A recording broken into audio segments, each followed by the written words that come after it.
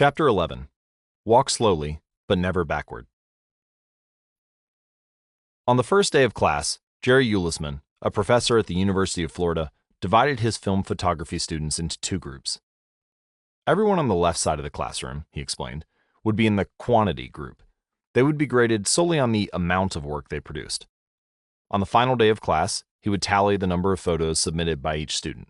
100 photos would rate an A, 90 photos a B, 80 photos a C, and so on. Meanwhile, everyone on the right side of the classroom would be in the quality group. They would be graded only on the excellence of their work. They would only need to produce one photo during the semester, but to get an A, it had to be a nearly perfect image. At the end of the term, he was surprised to find that all of the best photos were produced by the quantity group. During the semester, these students were busy taking photos, experimenting with composition and lighting, testing out various methods in the darkroom, and learning from their mistakes. In the process of creating hundreds of photos, they honed their skills. Meanwhile, the quality group sat around speculating about perfection. In the end, they had little to show for their efforts other than unverified theories and one mediocre photo. As a side note, a similar story is told in the book Art and Fear by David Bales and Ted Orland. This version has been adapted with permission. You can see the endnotes for a full explanation. It is easy to get bogged down trying to find the optimal plan for change. The fastest way to lose weight, the best program to build muscle, the perfect idea for a side hustle. We are so focused on figuring out the best approach that we never get around to taking action. As Voltaire once wrote, "The best is the enemy of the good." I refer to this as the difference between being in motion and taking action. The two ideas sound similar, but they're not the same. When you're in motion, you're planning and strategizing and learning. And those are all good things, but they don't produce a result. Action, on the other hand, is the type of behavior that will deliver an outcome. If I outline 20 ideas for articles I want to write, that's motion. If I actually sit down and write an article, that's action.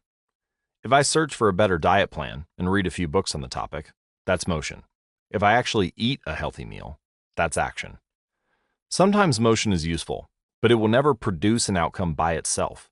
It doesn't matter how many times you go to talk to the personal trainer at the gym. That motion will never get you in shape. Only the action of stepping under the bar and working out will lead to the results you're looking to achieve. If motion doesn't lead to results, then why do we do it? Well, sometimes we do it because we actually need to plan and learn more. But more often than not, we do it because motion allows us to feel like we're making progress without running the risk of failure. Most of us are experts at avoiding criticism. It doesn't feel good to fail or to be judged publicly, so we tend to avoid situations where that might happen. And that's the biggest reason why you may slip into motion rather than take action. You want to delay failure.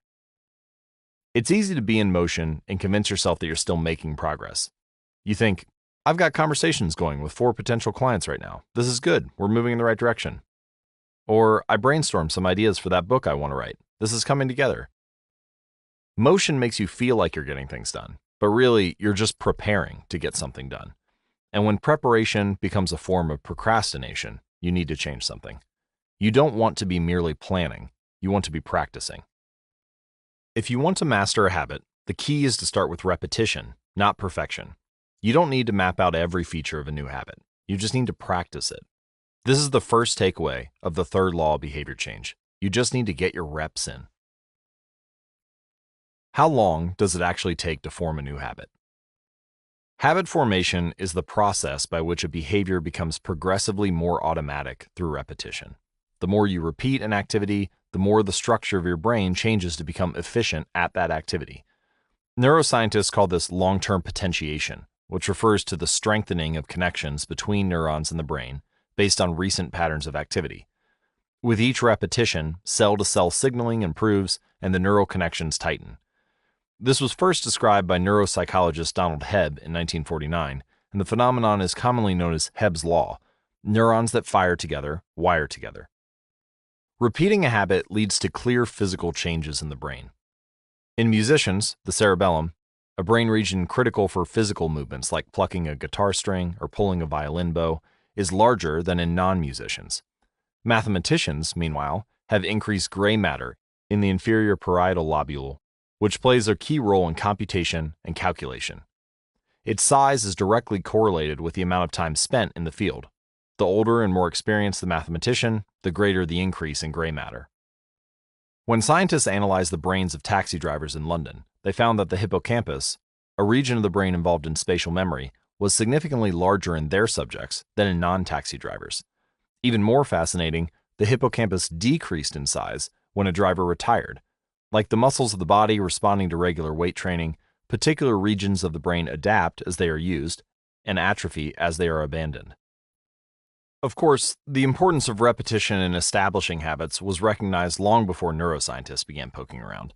In 1860, the English philosopher George H. Lewis noted, "In learning to speak a new language, to play on a musical instrument, or to perform unaccustomed movements, great difficulty is felt, because the channels through which each sensation has to pass have not become established. But no sooner has frequent repetition cut a pathway than this difficulty vanishes. The actions become so automatic that they can be performed while the mind is otherwise engaged." So, both common sense and scientific evidence agree, repetition is actually a form of change. Every time you repeat an action, you are activating a particular neural circuit associated with that habit. And this means simply putting in your reps is one of the most critical steps you can take to encoding a new habit. It is why the students who took tons of photos improved their skills, while those who merely theorized about perfect photos did not. One group engaged in active practice, the other in passive learning. One in action, the other in motion. All habits follow a similar trajectory, from effortful practice to automatic behavior, a process known as automaticity. Automaticity is the ability to perform a behavior without thinking about each step, which occurs when the non-conscious mind takes over.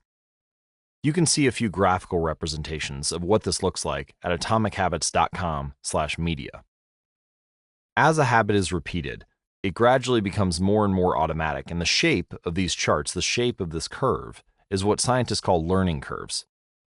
These learning curves reveal an important truth about behavior change. Habits form based on frequency, not time. One of the most common questions I hear is, how long does it take to build a new habit? But what people really should be asking is, how many does it take to form a new habit?